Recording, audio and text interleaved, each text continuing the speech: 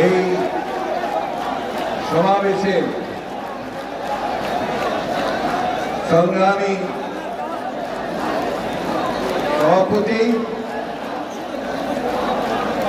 আজকের এই ছাত্র সমাবেশের ছাত্র দলের সমাবেশের প্রধান অতিথি,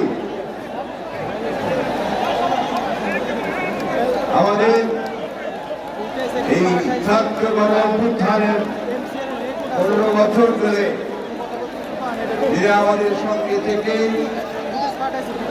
আমাদেরকে নেতৃত্ব দিয়ে আমাদের লক্ষ্যে পৌঁছে দিয়েছেন, আমাদের এই তরুণ নেতা, যার উপর ভরসা করে আজকে বাংলাদেশের 18 কোটি মানুষ চেয়ে আছে, আমাদের ভারপ্রাপ্ত চেয়ারম্যান জনাব তারেক রহমান, মঞ্চে উপবিষ্ট আছেন ছাত্র আন্দোলনের সোনালী অতীত, যাদেরকে তার সবাই বলে, অর্থাৎ যারা সফলভাবে অভ্যুত্থান করেছে বিভিন্ন সময়ে, এই সমস্ত সৈনিকেরা। আজকে এই সমাবেশে উপস্থিত লক্ষ ছাত্র ভাই ও বোনেরা, আসসালামু আলাইকুম। নতুন একটা সূর্য উঠেছে, এই সূর্য আলোকিত করবে আমাদের সকলকে। এই সূর্য একটা নতুন দিগন্তের সূচনা করেছে, নতুন স্বপ্ন দেখাতে শুরু করেছে। প্রিয় ছাত্র ভাই বোনেরা, আমাদের সামনে একটা নতুন সুযোগ হিসেবে উপস্থিত হয়েছে, আমাদের এই বাংলাদেশকে আবার নতুন করে তৈরি করবার। আমাদের ছাত্র ভাইরা তারা অনেক রক্ত দিয়েছে, অনেক নির্যাতন সহ্য করেছে, বারবার কারাগারে গেছে। আমার মনে হয় আমার এমন একজন ছাত্র ভাই নেই যারা কারাগারে যায়নি, নির্যাতন সহ্য করে। আজকে যে টেকনাফ থেকে তেঁতুলিয়া পর্যন্ত সমস্ত এলাকার ছাত্র ভাইয়েরা আজকে এখানে সমবেত হয়েছে। এটা একটা অত্যন্ত আনন্দের দিন, আমরা একই সঙ্গে আমাদের কষ্টের দিন। কারণ 1 বছর আগে এই দিনটিতে, এই সময়টাতে আমরা আমাদের ভাইদেরকে হারিয়েছিলাম। আমি গত পরশু, তার আগের দিন আপনি মনে নেই, আশুলিয়াতে গিয়েছিলাম। সেখানে আমাদের এই ছাত্র ভাইদেরকে গুলি করে মেরে ফেলার পরে পুড়িয়ে মেরে ফেলা হয়েছে। একটা ক্লাস 12 ছেলে গুলি করে তার মাথার খুলি উড়িয়ে দিয়েছে। সে মাথার খুলিতে সব মারা যায়নি, পরে সার্জারি করে তার মাথায় 2টা প্লাস্টিক দিয়ে লাগিয়ে দিয়েছে। এরকম অসংখ্য ঘটনা আমাদের রংপুরের সাইদ, চট্টগ্রামের ওয়াসিম থেকে শুরু করে শত শত হাজার ছাত্ররা প্রাণ দিয়েছে, 1 দিন নয়, 2 দিন নয়, দীর্ঘদিন ধরে। শুধু 36 দিন নয়, তারও আগে 15 বছর ধরে আমাদের ছাত্র জনতা শ্রমিকেরা তারা প্রাণ দিয়েছে। এই যে প্রাণ দেওয়া, এই যে বিসর্জন দেওয়া, আত্মত্যাগ করা, লক্ষ্য তো একটাই, সেটা হচ্ছে আমরা একটা সুন্দর আবাস হতে চাই। আমাদের ছাত্ররা কি চায়? তারা পাশ করে চাকরি পাবে, তারা পাশ করে নিজেদের প্রতিষ্ঠিত করবে, বাবা মায়ের কষ্ট দুঃখ লাঘব করবে, এই জিনিসটাই চায়। তারা বাংলাদেশের নতুন নতুন কলকারখানা দেখতে চায়, তারা বাংলাদেশের নতুন কর্মসংস্থান সৃষ্টি করা দেখতে চায়, তারা এখানে ন্যায় বিচার দেখতে চায়, এবং একই সঙ্গে তারা দেখতে চায় যেখানে ভালো মানুষেরা দেশ শাসন করুক, একটা সুশাসন চায়।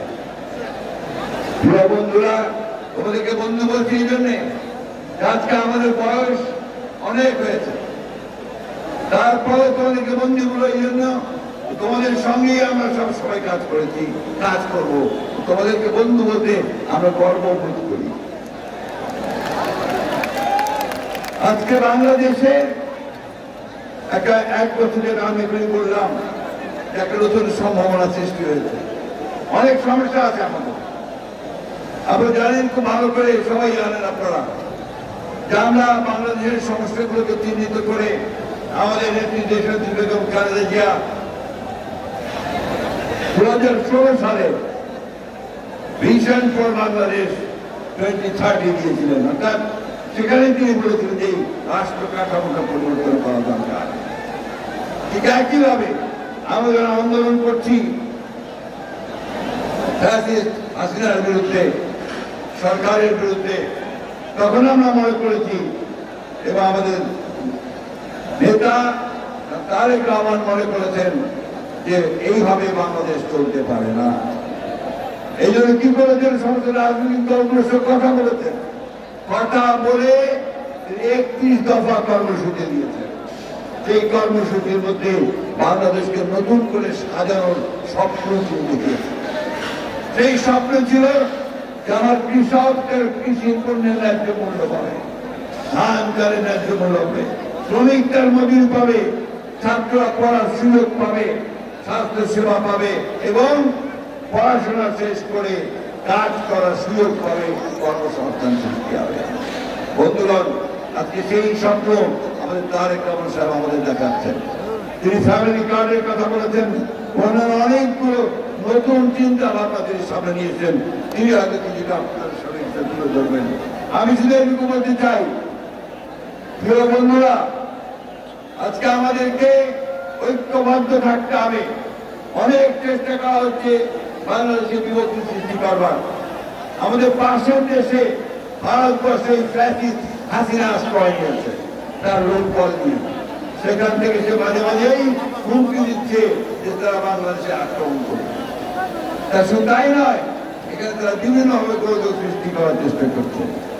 আজকের এই সমাবেশ থেকে আমাদেরকে শপথ নিতে হবে যে আমরা কোনোদিনই আমরা ফ্যাসিস্ট হাসিনাকে আর এই দেশে রাজনীতি করার কোনো সুযোগ দিব না।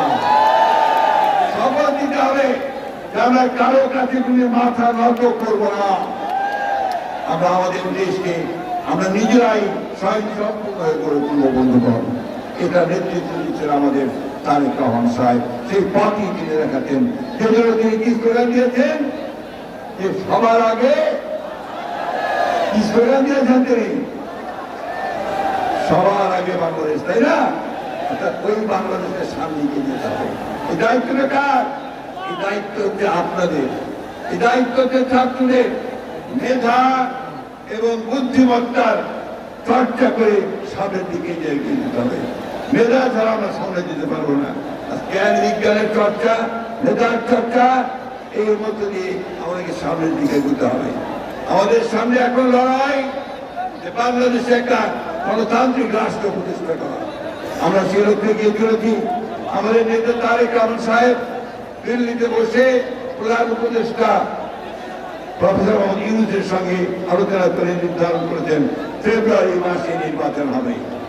গোটা বাংলাদেশের মানুষ অপেক্ষা করে আছে যে ফেব্রুয়ারি মাসে নির্বাচন হবে। তার আগে গোটা বাংলাদেশের মানুষ অপেক্ষা করে আছে আমাদের নেতা তারেক রহমান সাহেব দেশে ফিরে আসবেন, তাই না? আমরা সবাই তাই চাই না? ফিরে আসবেন, আমাদের নেতৃত্ব দিবেন, আমাদের পথ দেখাবেন। বন্ধুরা, আসুন আজকে আমরা এই শপথ গ্রহণ করি যে আমরা সবাই ঐক্যবদ্ধ হয়ে আমরা তারেক রহমান সাহেবের নেতৃত্বে আমরা এই দেশকে সত্যিকার অর্থে শহীদ প্রেসিডেন্ট জিয়াউর রহমানের যে স্বপ্ন ছিল, দেশের খালেদা জিয়ার যে স্বপ্ন, সেই স্বপ্নগুলোকে আমরা বাস্তবায়িত করি।